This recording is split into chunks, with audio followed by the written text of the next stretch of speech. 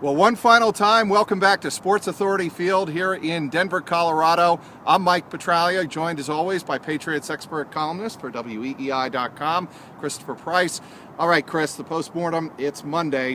What did you learn watching the game film one final time? I think the Patriots just ran out of gas. That's what we wrote on the websites today. It was really just a matter of a team reaching the end of the road. I mean, this was a team that ultimately, at the end of the year, this was a Final Four team that probably kind of exceeded expectations a little bit. I know that when they gathered it, at the start of the year, obviously in training camp, everyone thought they were going to be able to get to the Super Bowl. All the injuries over the course of the year, the unbelievably eventful season that this team has had, I think this team basically hit its ceiling. It's a Final Four team. There's no disrespect. There's no disrespect to this group, but at the same time, this is who they are.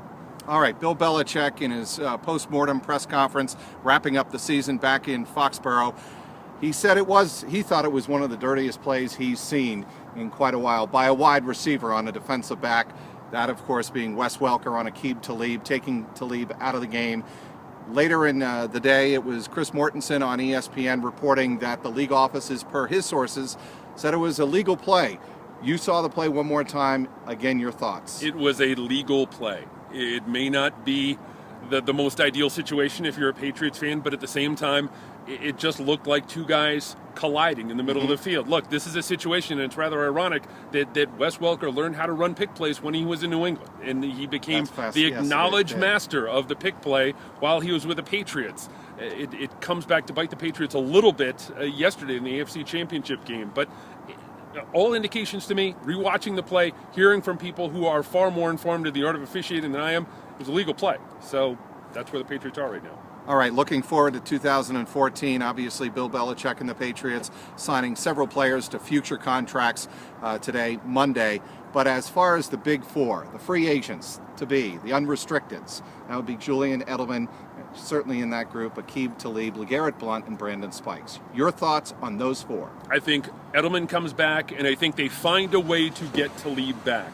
I wouldn't be so inclined to say that Blount is going to return because he did have a great year, but at the same time, I think there's a market out there for him, and I don't think the Patriots would go all that far for him. I think if there is a good negotiation process, I think if he is realistic in his expectations as to what he could get on the open market, I think there's a good chance he could return. Those are the three that I think have the best shot at returning. I think Brandon Spikes is gone.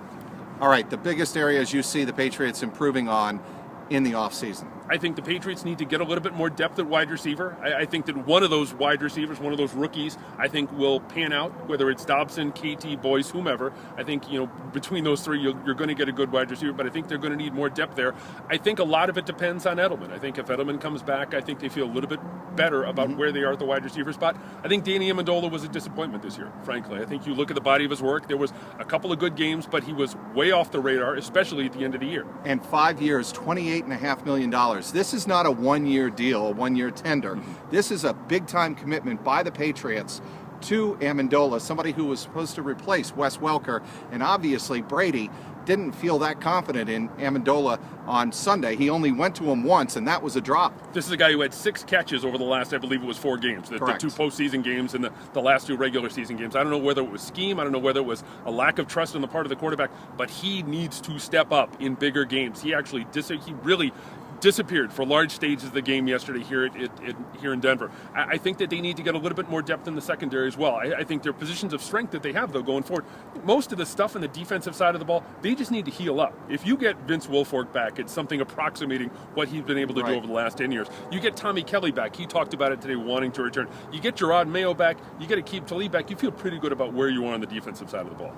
All right, real quick, obviously the Super Bowl will be played at MetLife Stadium on February 2nd. Patriots won't be there, but the Broncos and Seahawks, Richard Sherman, obviously will be something to watch on Media Day down in New York. Who wins the Super Bowl? I think Seattle. I do. I think that defense is just so tough, and I think playing in a cold weather atmosphere, that we have to bring that up here when you're talking about the Broncos. They played magnificently yesterday in the warm weather, but I think you get the Broncos in that cold weather atmosphere, it's a different ball game, it's a different kind of team. I think Seattle is tough enough to come out of that game with a victory. I think Seattle's going to emerge as the Super Bowl champions. All right, that is it.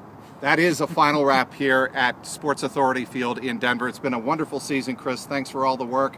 And certainly the Patriots fall short of their ultimate goal. But as you wrote yesterday, certainly I think they reached their level. And when fans look back on this season in about 2 weeks, I think they'll be very satisfied with where this team got with what they had. For Christopher Price, I'm Mike Petraglia. One final time at Sports Authority Field here in Denver, WEEI.com.